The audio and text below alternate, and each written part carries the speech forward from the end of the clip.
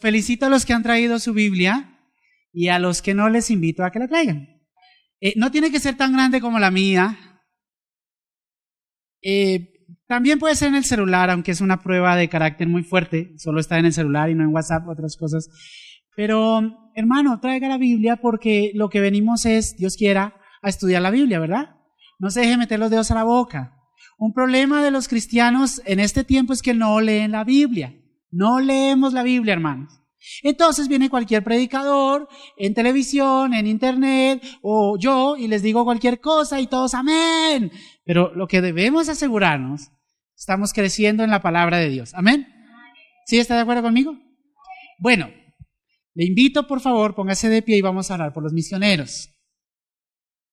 ¿Cómo se ora por los misioneros? Igual que se ora por cualquier persona que usted quiere que el Señor le bendiga, que le proteja, que le provea, que le auxilie, que le dé sabiduría, como a usted le gustaría que oraran por usted, ¿cierto? Usted no quisiera que oraran por usted así, ay, bueno, Señor, bueno, ayúdalo, Padre, ay, pobrecito. No, esa no es una oración. Entonces, así mismo usted piense qué puede pedir a favor de los misioneros en el mundo. Y vamos a orar. Padre amado, esta tarde, Señor, nos unimos como tu iglesia, como tu cuerpo, y en medio de tantas peticiones que tenemos para darte, en medio de tantas necesidades nuestras, Señor, en este momento solamente queremos decirte y pedirte, Dios, por favor, actúa, obra a favor de aquellos que están compartiendo tu palabra de diferentes formas, en diferentes culturas a las que nacieron, Señor. Provéeles, mi Dios, que de ninguna forma algo tan insignificante como el dinero sea un obstáculo, Señor, para que se detenga tu reino. Padre, sánales si están enfermos, Señor. Provee, Padre bendito, a los que necesitan tratamiento, Señor. Pero tu poder es más grande, tú puedes hacerlo, incluso sin medicina. Sánale a los que están enfermos, Señor. Provee documentos a aquellos que están haciendo gestiones de documentos, Señor. Auxíliales, dales gracia ante los funcionarios, ante las autoridades, Señor. Y también, por favor, Señor, guarda a los que están con peligro de sus vidas. Guárdales, mi Señor. Guárdales, Señor. Hazles invisibles e inaudibles al peligro, Señor. No permitas que Satanás se alegre de dañar a tus hijos. Guarda a tus misioneros, guarda a sus esposas, guarda a tus hijos, a sus hijos, hijas, Señor. En el nombre de Jesús, provee estudios, Señor, provee alimento, vestido, cualquier cosa que estén necesitando, Señor. Y anima, Padre mío, a los que están necesitando ánimo y consuelo, Señor. Anima, Señor, respalda, restaura a los que han caído, Señor. Transforma la mente, el corazón. Cuida de tus siervos, Señor, en el mundo, en esta iglesia, Señor. Cuida de tus siervos. No estoy hablando solo de los que pasan aquí al frente, Señor, sino de aquellos que te sirven en cualquier área. Sé tú a favor de ellos, en el nombre de Jesús. Amén. Amén. Gracias, mis hermanos, por acompañarme. Siéntese, por favor. Usted sabe que yo no le digo mucho, dígale al que está a su lado, dígale al que está a su lado, no. Solamente una cosita. Dígale al que está a su lado. ¿Lo autorizo? Dígale, pero sin miedo, a la de Dios. ¿Lo autorizo? Para que si me ve durmiéndome, me dé un codazo o un pellizco bien bueno. Pero yo estoy hablando de esos como los que se tomaban el mute, dice mi abuelita, de esos que dejan hematoma, a ese me refiero. Job capítulo 1, con fanfarria. Job capítulo 1.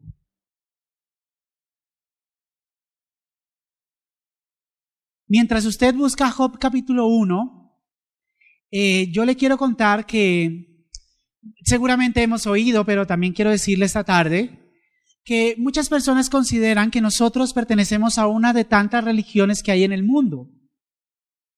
Antropológicamente cumplimos muchos requisitos para ser una religión, ¿sí? Entonces en las universidades y en la antropología y en la gente que estudia sociología, todo esto, clasifican al cristianismo como una religión. Y decimos nosotros que no somos una religión, pero cumplimos requisitos, pónganle cuidado. Las religiones tienen una concepción de Dios o de un ser supremo, ¿verdad? ¿Sí? Que se llama, en el estudio de las religiones se llaman realidad última, a lo que se aspira. Por ejemplo, el budismo no cree en Dios, en un Dios creador no. Pero la realidad última para el budismo es el nirvana, lograr el nirvana. El nirvana es un estado de paz y gozo perfecto. Para los musulmanes, para el islamismo, la realidad última es estar en el paraíso con Alá, que casualmente hay algunas doncellas hermosas esperando a los hombres. No sé cómo hablan de las mujeres, ¿no? Del paraíso para las mujeres, pero esta es la realidad última para ellos. En el hinduismo hay mucha más variedad porque hay muchos más dioses, pero el hinduismo considera, como creen en la reencarnación, ¿se han oído un poquito? ¿No? Como creen en la reencarnación o actuar bien para reencarnar en algo mejor, hasta lo máximo a lo que se puede aspirar es liberarse de ese ciclo de reencarnaciones. Liberarse del karma se llama. Entonces, las religiones del mundo todas profesan algo que creen respecto a un ser supremo o respecto a una realidad última. Nosotros también pensamos, nuestra realidad última es pasar la eternidad con Dios. ¿Amén? ¿No?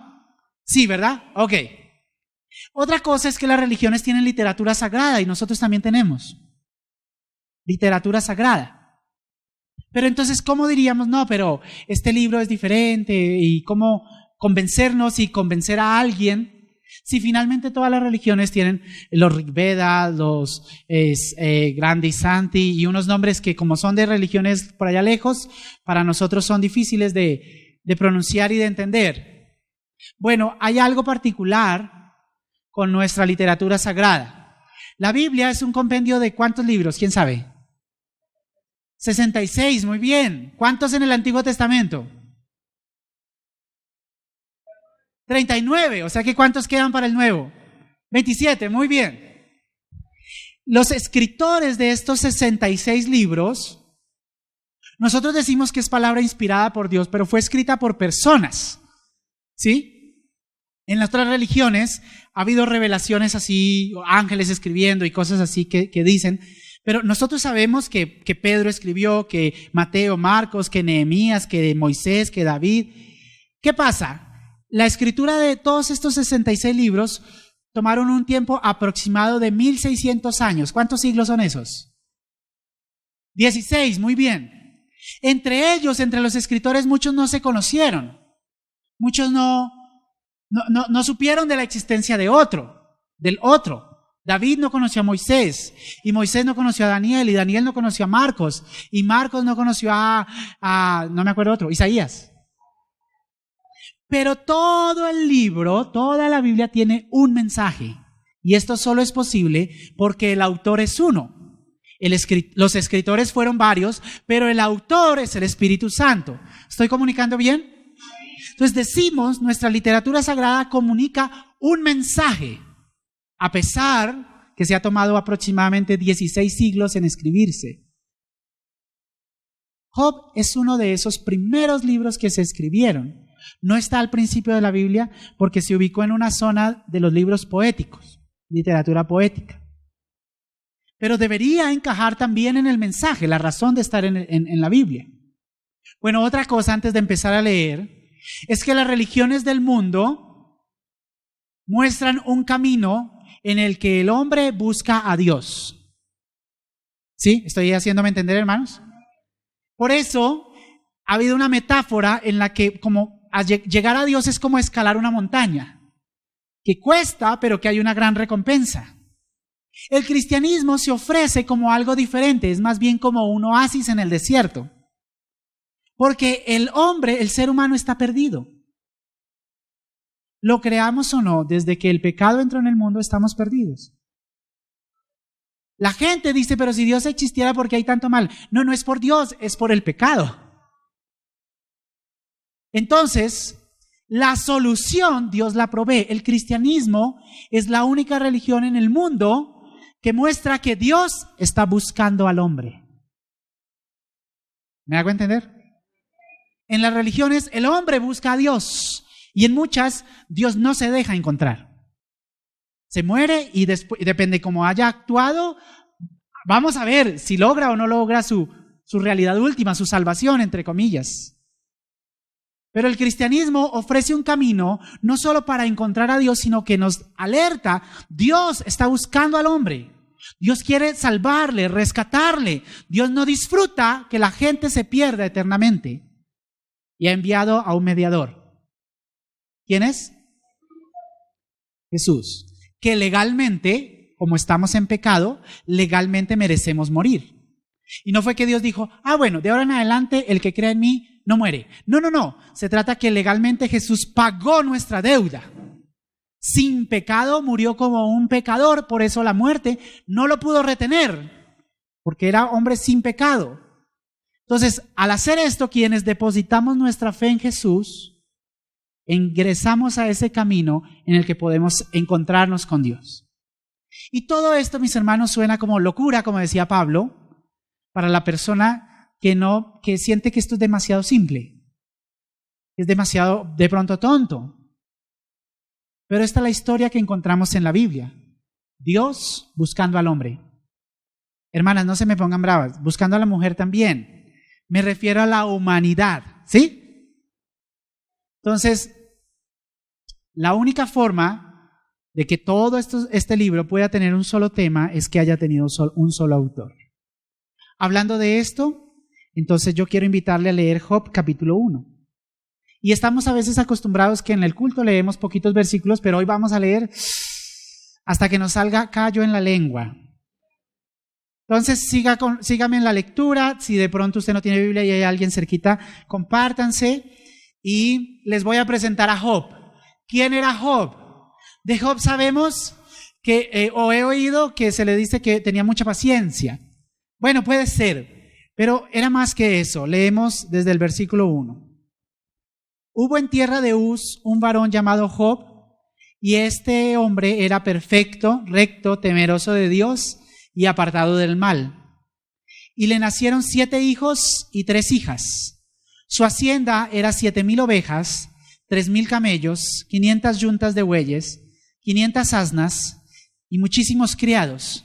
Y era aquel varón más grande que todos los orientales. E iban sus hijos y hacían banquetes en sus casas, cada uno en su día, y enviaban a llamar a sus 3 hermanas para que comiesen y bebiesen con ellos. Y acontecía que habiendo pasado el turno de los días del convite, Job enviaba y los santificaba y se levantaba de mañana y ofrecía holocaustos conforme al número de todos ellos, porque decía Job, ¿qué decía? Quizá habrán pecado mis hijos y habrán blasfemado contra Dios en sus corazones. De esta manera hacía todos los días. Job era un hombre rico. ¿Está de acuerdo conmigo?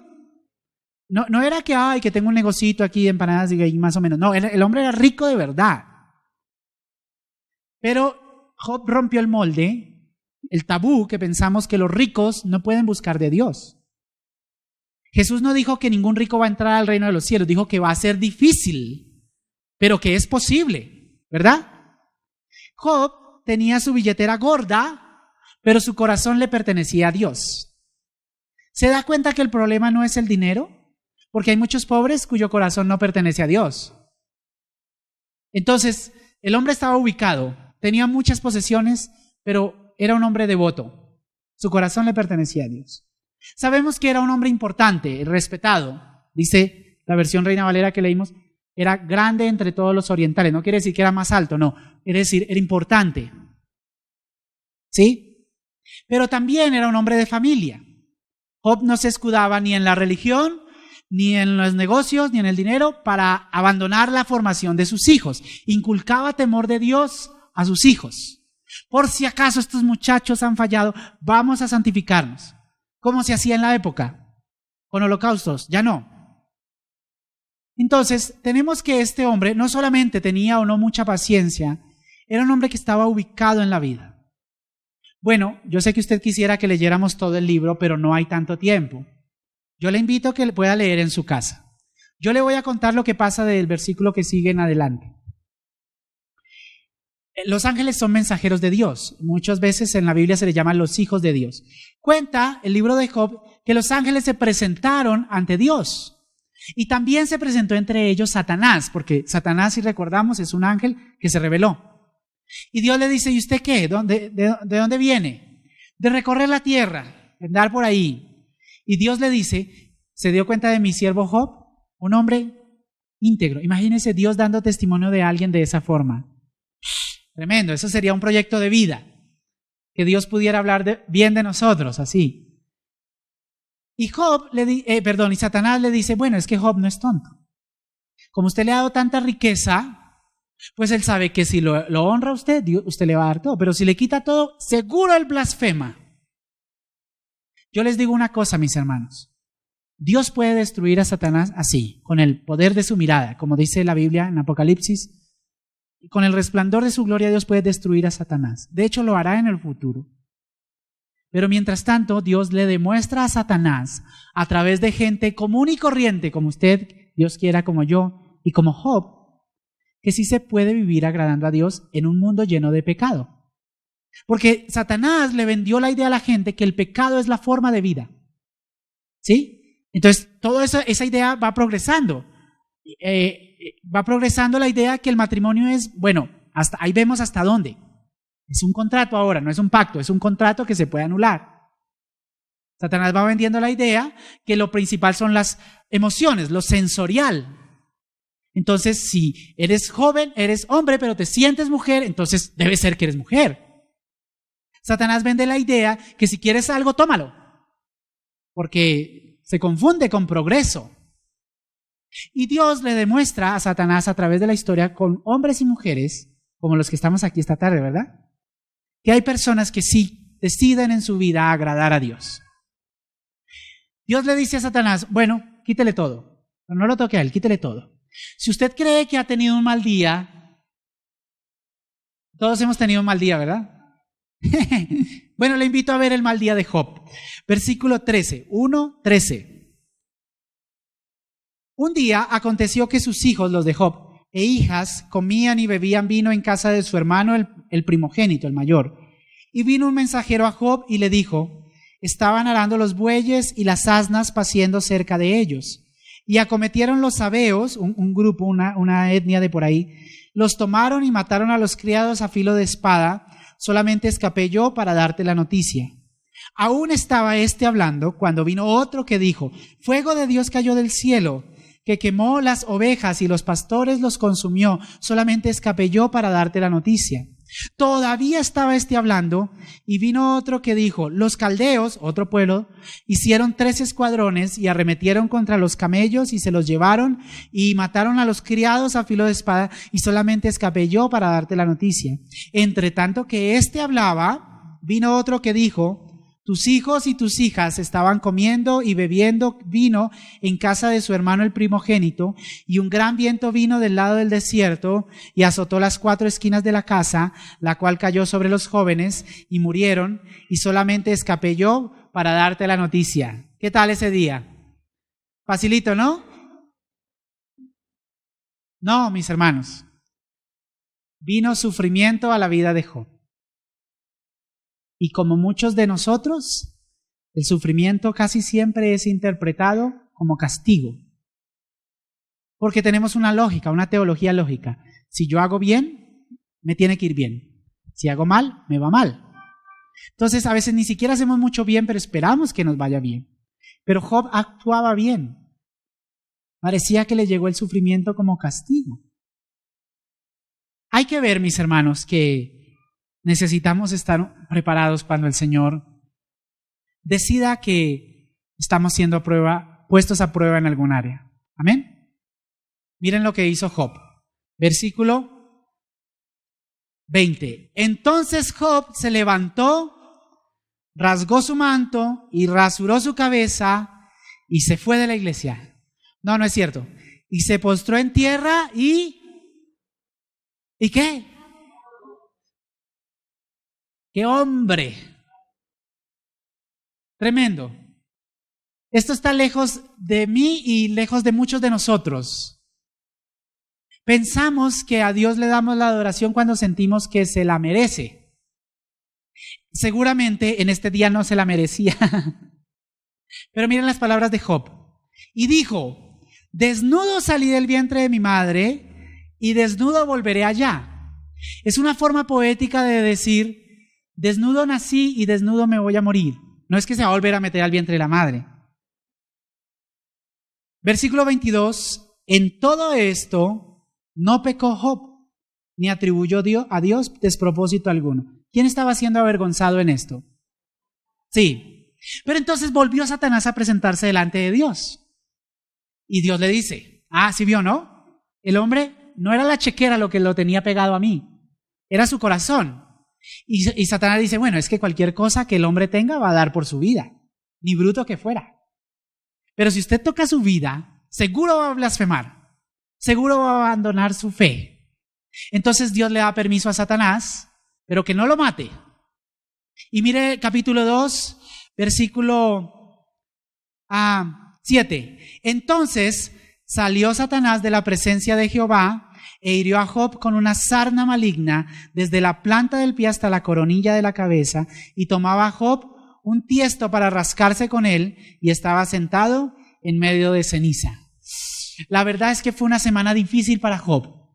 Pasó de ser un hombre respetable, millonario, de buen nombre, a ser un pordiosero sentado en ceniza y rascándose con un pedazo de tiesto de barro, su sarna.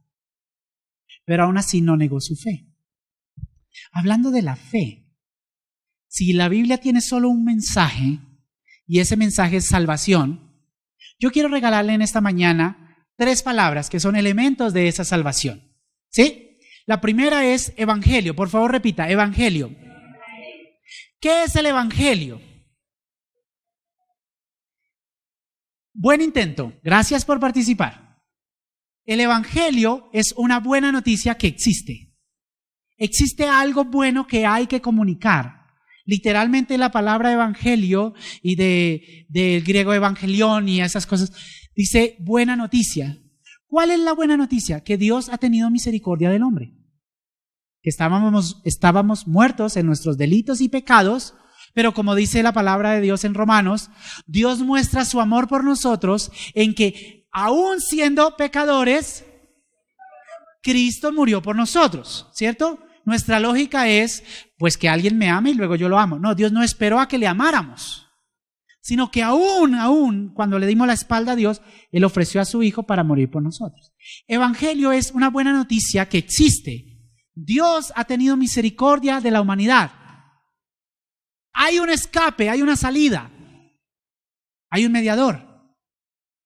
Bueno, si eso es evangelio, la noticia que existe, lo que sucedió, ¿qué cree usted, que es nativo hablante del español, Rolo, que sería evangelismo? Por favor, repita conmigo: evangelismo. Si evangelio es la noticia, la buena noticia que existe, ¿qué será evangelismo? Sí, cuando me hacen así con la mano, yo sé que estamos agarrando la idea. Es la proclamación, ¿sí? El compartir el evangelio. Regar el evangelio. El evangelio existe, pero por sí solo no va a llenar el mundo. Necesita de la proclamación, de la propagación, del evangelismo, del compartir. Pero usted no necesita saber griego, hebreo. Sí necesita leer la Biblia, por favor. Pero no necesita ser un erudito teólogo para compartir lo que Dios ha hecho en usted. Esa era la predicación de Pablo. Pablo era un hombre, el apóstol Pablo, políglota, respetado, evangelizó el continente completo, pero lo que él contaba era su testimonio. Eso fue lo que dijo siempre a donde fue, preso o libre, su testimonio. Que yo perseguía a los cristianos, pero se me apareció Jesús y yo le pregunté, ¿qué hago? Y él me dijo, entra a la ciudad, se te dirá lo que has que hacer. Todo eso, lo que Dios le había hecho en su vida, eso es lo que él contaba. ¿Usted tiene algo para contar, hermano? A los que dudan, les invito, hay que mirar, ¿de verdad estoy dejando que Dios obre en mi mente, en mi corazón? ¿De verdad ha habido una transformación? ¿O estoy en una religión nomás?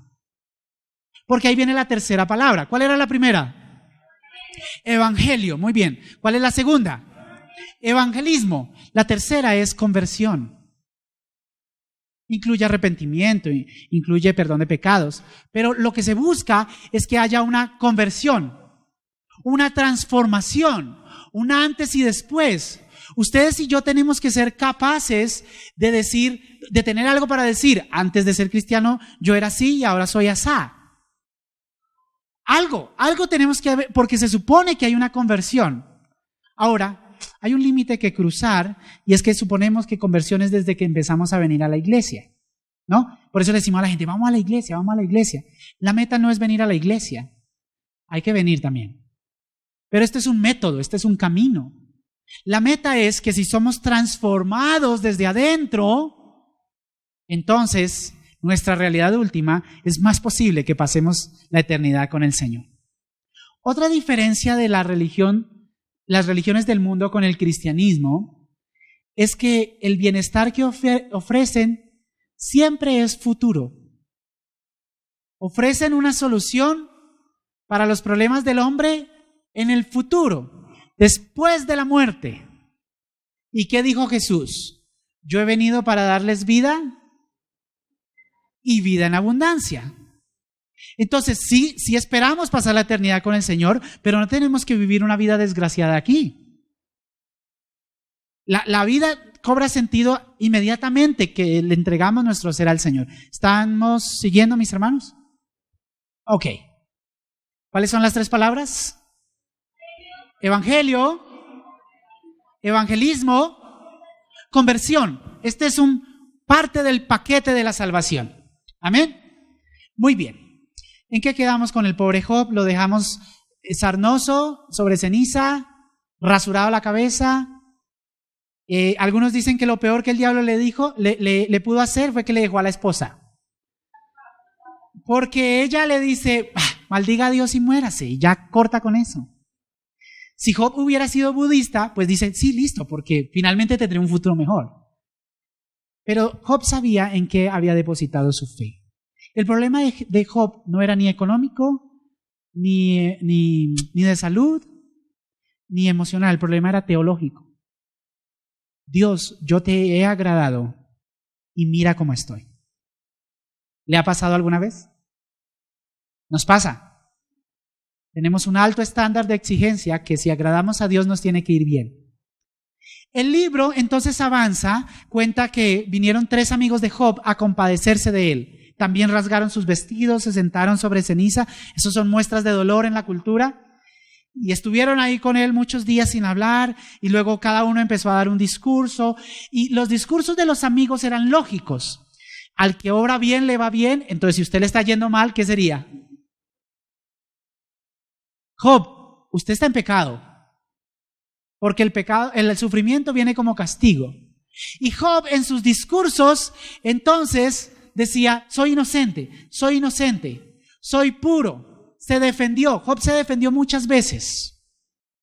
Y luego, capítulo 33, vamos a ir al 33, ¿les parece? ¿Estamos aquí, mis hermanos? Bienvenidos los niños, están buscando a sus progenitores. Job 33, ¿sí? Aquí aparece un nuevo personaje. Y ese personaje se llama Eliú. ¿Cómo se llama? No sabemos mucho de este personaje. Sabemos un par de cosas. Una, que estaba escuchando. Cuando los amigos y Job hablaban, él estaba escuchando.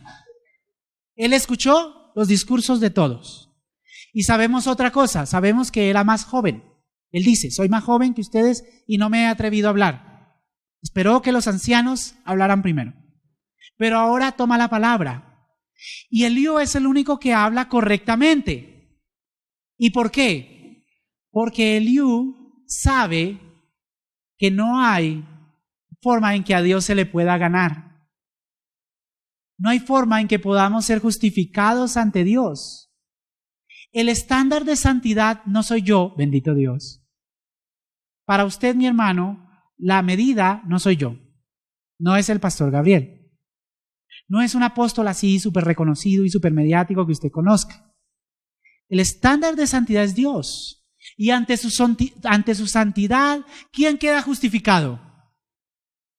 Ante la santidad de Dios, ¿quién de nosotros está justificado? Nadie. Nadie, por más buena gente que seamos, estamos en pecado y necesitamos arrepentirnos. Entonces, esta es la forma de hablar de Eliú. Versículo 13, 33, 13. ¿Estamos ahí? Eliú está hablando a Job y dice: ¿por qué contiendes contra él? Porque él, Dios, no da cuenta de ninguna de sus razones. Sin embargo, ojo, este sin embargo es muy importante.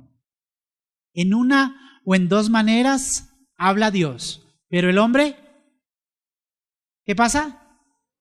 No entiende. ¿En qué formas habla Dios? Habla en una suave, lo que yo he llamado para esta tarde, suave y fuerte. Mire cómo describe la suavecita. Por sueño, en visión nocturna, cuando el sueño cae sobre los hombres, cuando se adormecen sobre el lecho, entonces revela al oído de los hombres y les señala su consejo, para quitar al hombre de su obra y para apartar del varón la soberbia, detendrá su alma del sepulcro y su vida de que perezca a espada. ¿Para qué Dios habla al hombre? ¿Para qué Dios le busca? Para atajarlo, para advertirle, para librarle de la condenación eterna. Dice, apartar del varón la soberbia, porque vamos por la vida pensando que no necesitamos de Dios. Entonces Dios habla al hombre de una forma suave, pero el hombre no entiende. Entonces hay otra forma que el Señor puede hablar. Versículo 19. También sobre su cama es castigado con dolor fuerte en todos sus huesos, que le hace que su vida aborrezca el pan y su alma la comida suave. Y aquí está otra forma. Esta es la que llamamos el sufrimiento. Dios habla a través del sufrimiento también. Entonces no siempre el sufrimiento es como castigo, a veces es como advertencia. No nos gusta, yo el primero, no nos gusta el sufrimiento. No estoy orando, Señor, envíame mucho sufrimiento para mostrar que mi gran fe. No. Sin embargo, hay una teología moderna de prosperidad en la que dice que Dios solo habla a través de la prosperidad. No. Dios puede usar el sufrimiento para llamar la atención en nuestras vidas. Versículo 21. Su carne desfallece de manera que no se ve y sus huesos que antes no se veían aparecen. Su alma se acerca al sepulcro y su vida a los que causan la muerte. Es decir, está narrando la condición de un hombre postrado en cama que se está muriendo. Porque cuando no oímos el susurro de Dios, los consejos de Dios, la sugerencia de Dios, Dios puede hablar también de forma más fuerte, a ver si prestamos atención. ¿Estoy comunicando bien? Por favor, no se vaya a asustar. Cada vez que me vea aquí al frente, el hermano Dani va a hablar de sufrimiento, iba a hablar de pobreza y todo eso. No, hermanos. Estoy invitándole a pensar en el cuadro completo, porque nosotros vemos cada día por día, hora por hora, vemos aquí juntico quieto, no se nos ocurre tener un poco de visión. En el cuadro completo, Dios preferiría que usted y yo tengamos un poco de sufrimiento a que nos perdamos. ¿Cierto? ¿Cuál sería la solución? Escuchar cuando habla suave. Ahora, yo les dije, toda la Biblia tiene un solo mensaje, salvación y los elementos de la salvación. Incluso Job es de los libros más antiguos. Job era contemporáneo de Abraham, imagínense, no existía ni el país Israel. No se hablaba de judíos, de pueblo, de circuncisión. Entonces, ¿cómo es esto que Job está aquí? Quiero invitarle a que leamos los siguientes versículos con mente en salvación, a ver si algo nos dice sobre esto.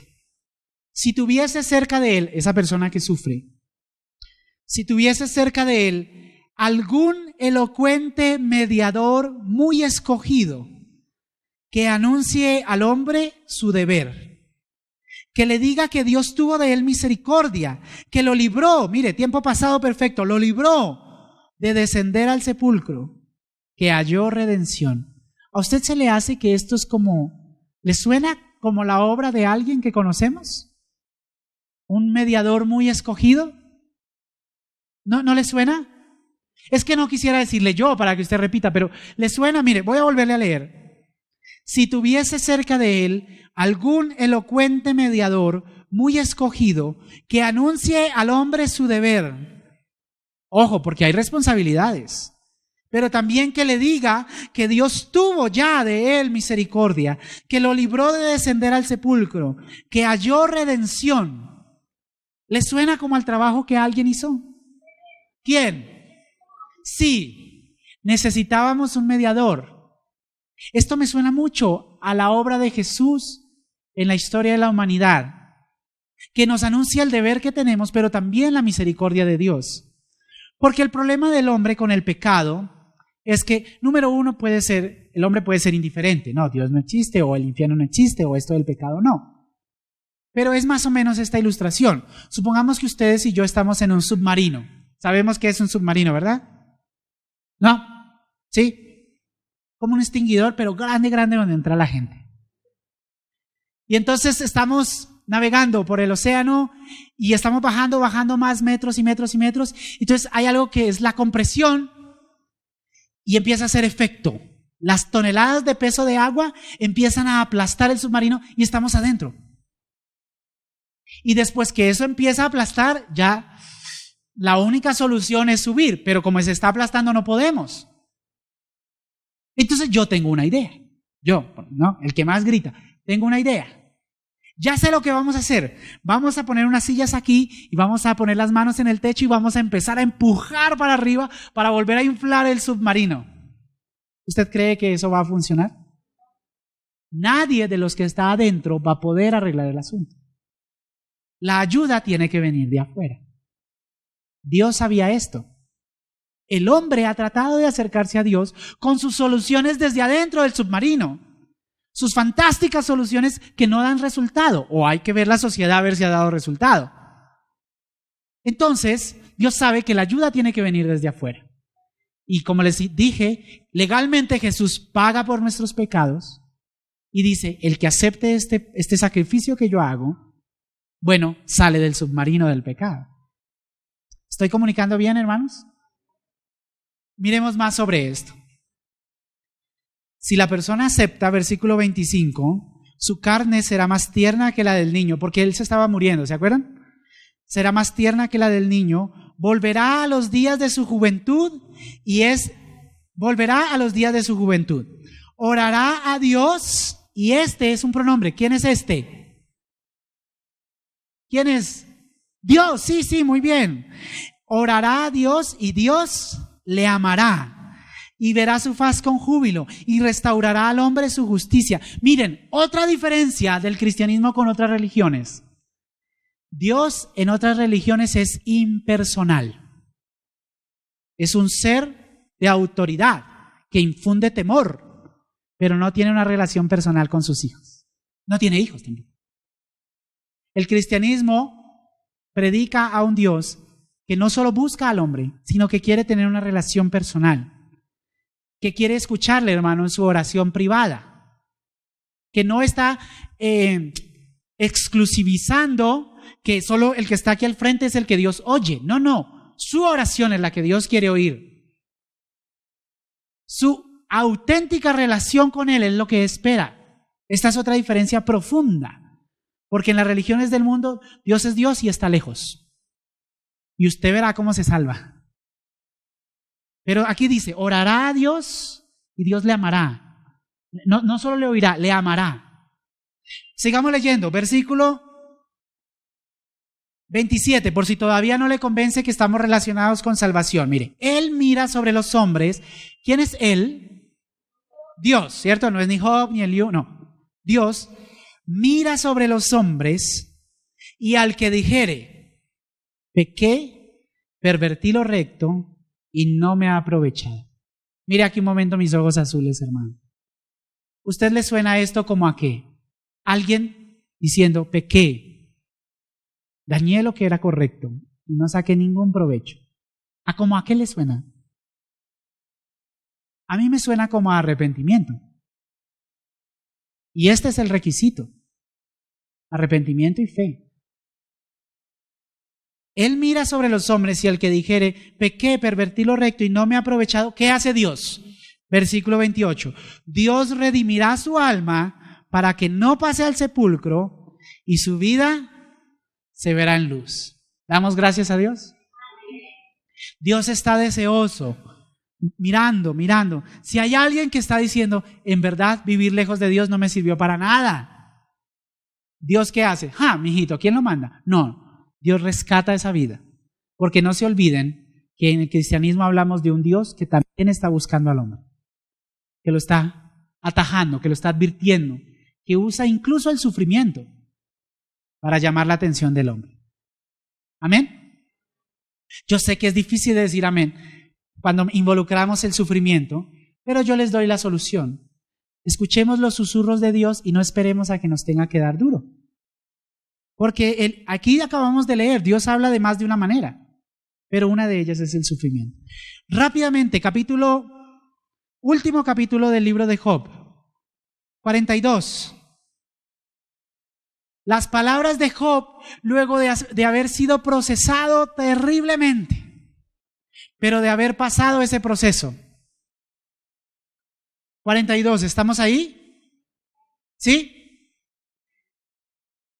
Cuando Dios convenció a Job de que no era nada, que ante la santidad de Dios él no era nada, Job respondió y dijo, yo conozco que todo lo puedes y que no hay pensamiento que se esconda de ti. ¿Quién es el que oscurece el consejo sin entendimiento? O sea, ¿quién es el que habla cosas sin sentido? Por tanto, yo hablaba lo que no entendía, cosas demasiado maravillosas para mí que yo no comprendía. Oye, te ruego y hablaré.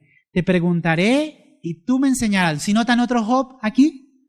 Ya no es el que está diciendo, pero yo soy correcto, pero yo no he hecho nada malo. No, aquí está diciendo, Dios es el que sabe. Yo estoy apenas aprendiendo. De oídas te había oído, mas ahora mis ojos te ven. Por tanto me aborrezco y me arrepiento en polvo y ceniza. Versículo 10. Y quitó Jehová la aflicción de Job cuando él hubo orado por sus amigos y aumentó al doble todas las cosas que habían sido de Job. Job no sabía, pero se libraba una batalla en el mundo espiritual por demostrar que sí se puede vivir en santidad en un mundo de pecado. Amén. Necesitamos recordar esto en medio de una predicación en la que seguro, si te está yendo mal estás en pecado. Bueno, espero que no.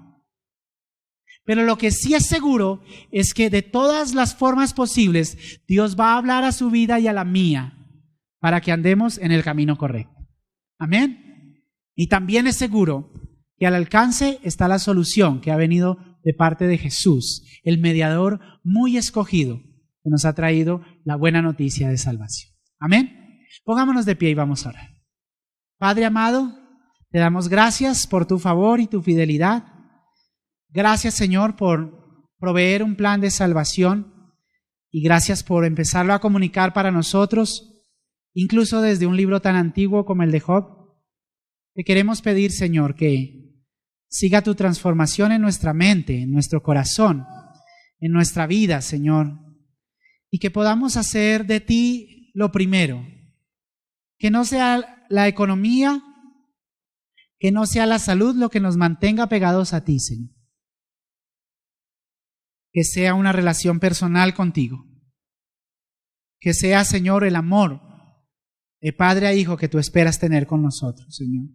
Sabemos que tú eres todopoderoso y que tú podrías, si quisieras, consumirnos, pero también sabemos que nos amas, que nos ayudas y que nos levantas, Señor. Y apelamos a esa misericordia tuya para pedirte, Señor, ayúdanos a continuar agradándote y sirviéndote. Ayúdanos, Señor, a involucrarnos en la obra completa de la salvación, en conocer el Evangelio, en practicar el evangelismo, en participar en la conversión de alguien más. En Cristo Jesús, muchas gracias. Amén.